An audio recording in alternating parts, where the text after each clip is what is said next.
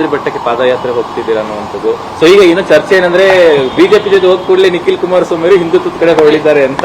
So ಏನ್ plan ಆಗಿ?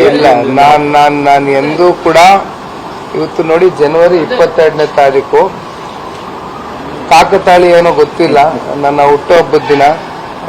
ಬಹುಶಃ ಒಂದು ಐತಿಹಾಸಿಕವಾದಂಥ ಒಂದು ಕ್ಷಣ.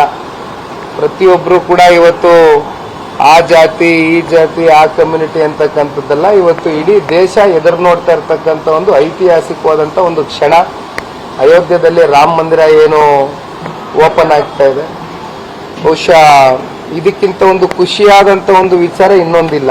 ಪ್ರತಿಯೊಬ್ಬರಿಗೂ ಕೂಡ, ಪ್ರತಿಯೊಬ್ಬ ಭಾರತೀಯರಿಗೂ ಕೂಡ ಇವತ್ತು ಬಹಳ ಇದು ಸಂತೋಷವಾದಂಥ ಒಂದು ಐತಿಹಾಸಿಕವಾದಂಥ ಒಂದು ಕ್ಷಣ.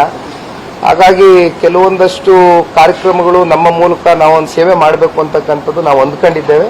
ಮುಂದಿನ ದಿನಗಳಲ್ಲಿ ಅದರ ಬಗ್ಗೆ ತಿಳಿಸ್ತೇವೆ, ಎಲ್ಲ ತಿಳಿಸ್ತೇವೆ. ಅಂಜನಾದ್ರಿ ಬೆಟ್ಟಕ್ಕೆ ಪಾದಯಾತ್ರೆ ಹೋಗ್ತಿದ್ದೀರಾ ಅನ್ನುವಂಥದ್ದು. ಸೊ ಈಗ ಇನ್ನು ಚರ್ಚೆ ಏನಂದ್ರೆ ಬಿಜೆಪಿ ಜೊತೆ ಹೋದ ಕೂಡಲೇ ನಿಖಿಲ್ ಕುಮಾರಸ್ವಾಮಿ ಅವರು ಹಿಂದುತ್ವದ ಕಡೆ ಹೊರಳಿದ್ದಾರೆ ಅಂತ. ಸೊ ಏನ್ ಪ್ಲಾನ್ ಆಗಿ? ನಾನು ಎಂದೂ ಕೂಡ ಇವತ್ತು ನೋಡಿ ಜನವರಿ 22ನೇ ತಾರೀಕು ಕಾಕತಾಳಿ ಏನೋ ಗೊತ್ತಿಲ್ಲ, ನನ್ನ ಹುಟ್ಟುಹಬ್ಬದ ದಿನ. ಬಹುಶಃ ಒಂದು ಐತಿಹಾಸಿಕವಾದಂಥ ಒಂದು ಕ್ಷಣ. ಪ್ರತಿಯೊಬ್ಬರು ಕೂಡ ಇವತ್ತು ಆ ಜಾತಿ ಈ ಜಾತಿ ಆ ಕಮ್ಯುನಿಟಿ ಅಂತಕ್ಕಂಥದ್ದೆಲ್ಲ ಇವತ್ತು ಇಡೀ ದೇಶ ಎದುರು ನೋಡ್ತಾ ಇರ್ತಕ್ಕಂಥ ಒಂದು ಐತಿಹಾಸಿಕವಾದಂಥ ಒಂದು ಕ್ಷಣ. ಅಯೋಧ್ಯೆಯಲ್ಲಿ ರಾಮ ಮಂದಿರ ಏನು ಓಪನ್ ಆಗ್ತಾ ಇದೆ. ಬಹುಶಃ ಇದಕ್ಕಿಂತ ಒಂದು ಖುಷಿಯಾದಂಥ ಒಂದು ವಿಚಾರ ಇನ್ನೊಂದಿಲ್ಲ.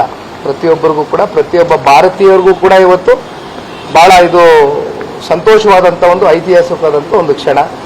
ಹಾಗಾಗಿ ಕೆಲವೊಂದಷ್ಟು ಕಾರ್ಯಕ್ರಮಗಳು ನಮ್ಮ ಮೂಲಕ ನಾವು ಒಂದು ಸೇವೆ ಮಾಡಬೇಕು ಅಂತಕ್ಕಂಥದ್ದು ನಾವು ಅಂದ್ಕೊಂಡಿದ್ದೇವೆ. ಮುಂದಿನ ದಿನಗಳಲ್ಲಿ ಅದರ ಬಗ್ಗೆ ತಿಳಿಸ್ತೇವೆ, ಎಲ್ಲ ತಿಳಿಸ್ತೇವೆ.